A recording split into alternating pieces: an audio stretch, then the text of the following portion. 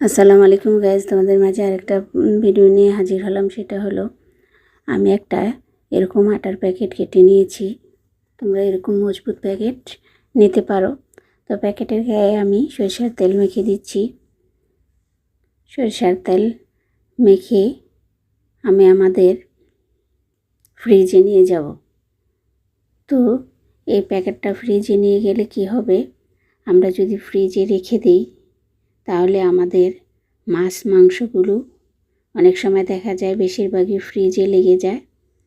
তো ফ্রিজ থেকে তুলতে আমাদের কষ্ট হয়। তা আমরা এটাকে ফ্রিজের গায়ে বিছিয়ে দিব। বিছিয়ে দিলে তো আমাদের মাছ মাংস মানে অতি সহজেই ছুটে যাবে, আমরা তুলে নিয়ে আসতে পারবো।